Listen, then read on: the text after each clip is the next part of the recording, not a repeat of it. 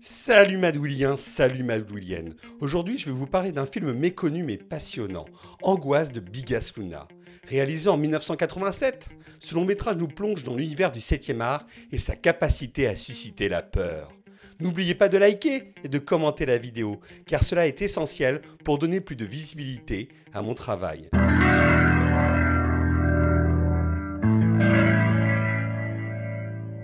Je vous propose de découvrir ou redécouvrir une œuvre singulière du cinéma.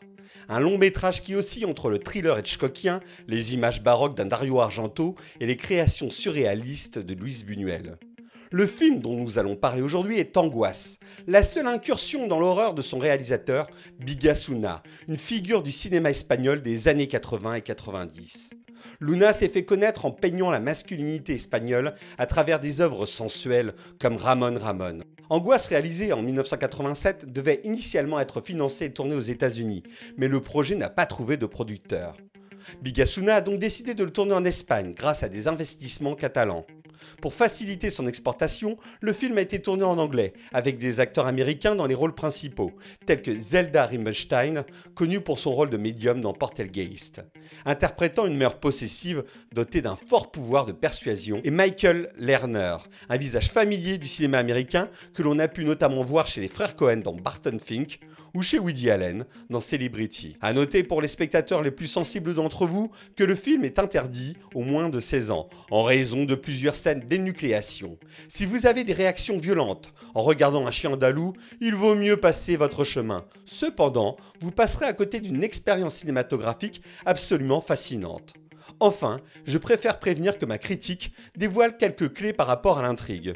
Je ne pouvais faire autrement en raison du dispositif dramatique du film. Vous êtes prévenus. L'architecture de Gaudí, une explosion de couleurs primaires accompagnée de mouvements élégants de caméra qui guident le regard du spectateur. Dès l'ouverture du film, Bigas Luna démontre une belle maîtrise technique en mettant en scène un oiseau qui tente de s'échapper de la maison du tueur. Le réalisateur utilise de nombreux gros plans sur les yeux et les armes blanches tout au long du film, ce qui rappelle l'esprit des giallo italiens des années 70 qui utilisaient le symbolisme. En revanche, lors des scènes de meurtre, le film s'inspire des slashers américains tels que Vendredi 13, où le sang coule abondamment et où la violence est exacerbée par les crimes commis par un tueur souvent masqué, visant principalement de jeunes individus. Angoisse est un film qui explore la thématique du regard, et cela ne pourrait pas en être autrement avec un long métrage qui débute par l'histoire d'un infirmier ophtalmo manipulé sous hypnose par sa mère et qui tue pour récupérer des yeux dans l'espoir de ne pas perdre sa vue. Cependant, Bigas Luna va au-delà du simple film d'horreur pour offrir une expérience cinématographique unique. En effet, à la fin du premier acte du film, lorsque le tueur est renvoyé de son travail, on découvre que l'histoire de John et de sa mère que nous avons suivie jusqu'à présent est en réalité un film intitulé The Mummy, projeté devant un public dans un cinéma. Bigas Luna propose ainsi une mise en abîme du 7e art, avec des scènes filmées à l'intérieur d'une salle de projection où l'on peut voir les réactions des spectateurs face à la violence des scènes d'énucléation projetées à l'écran. Dans sa volonté de nous dérouter, en tant que spectateurs, Bigas Luna nous offre une des scènes d'hypnose les plus impressionnantes du cinéma.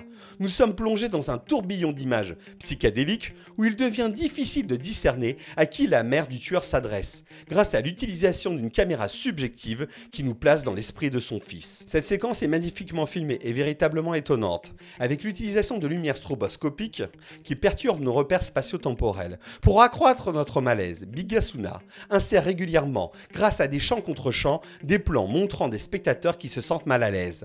Après cette étrange séquence, imprégnée de surréalisme, le réalisateur espagnol joue de plus en plus avec les différents niveaux de réalité. Ainsi, le tueur, sous l'emprise de sa mère, se rend dans un cinéma pour tuer ses occupants.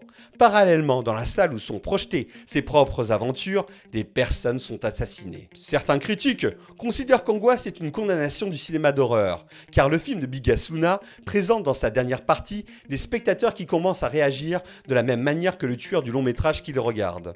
À mon avis, il se trompe lourdement. En effet, le dernier plan assez grand guignolesque et peu apprécié par ces mêmes critiques rappelle que le film n'est pas une œuvre moralisatrice, mais un pur film de genre. Bigas Luna n'est pas venu ici pour nous asséner une leçon morale, à la manière de Wim Wenders dans The End of Violence. Pourquoi a-t-il choisi de réaliser un film d'horreur alors qu'il a rarement œuvré dans le cinéma d'exploitation? Le réalisateur ibérique a très probablement été intrigué par la position du spectateur dans le cinéma d'horreur, qui entre dans une salle pour regarder un film censé le mettre mal à l'aise. Cette situation est acceptée par le spectateur, qui s'amuse à se faire peur car il se trouve du bon côté de l'écran avec son popcorn et ne court aucun danger. Avec angoisse, Luna a tenté de briser le quatrième mur. Ainsi, son film n'est pas simplement une fiction, mais plutôt une œuvre expérimentale qui cherche à nous faire vivre de manière intense des sensations telles que la peur ou la confusion. Il faut s'imaginer qu'Angoisse a été conçu comme une expérience collective. Aller voir le film lorsqu'il est projeté en festival, à visionner dans une salle de cinéma, où il est impossible de savoir si un tueur se cache parmi les personnes assises autour de nous. Ce film témoigne de l'immense talent d'un réalisateur qui a malheureusement été quelque peu oublié par la critique et le public, et que je souhaite réhabiliter. Violent, dérangeant, surréaliste, c'est un film hautement recommandable, tout simplement un incontournable pour les amateurs de Mad Will. Quelques anecdotes sur le film. Le rôle de la mère a d'abord été proposé à Bette Davis, mais en raison de problèmes d'emploi du temps, elle n'a pas pu le faire. Michael Lerner n'a que 8 ans de moins que Zeda Rubinstein, qui interprète sa mère dans le film. Bigasuna a essayé pendant 4 ans de faire financer son film aux USA, sans succès. L'idée d'Angoisse vient à Bigasuna suite à la réflexion d'un de ses amis philosophes à propos de Fenêtre sur cour d'Alfred Hitchcock. On se dit à bientôt pour une prochaine émission. Salut les Madwilliens, salut les Madwilliennes.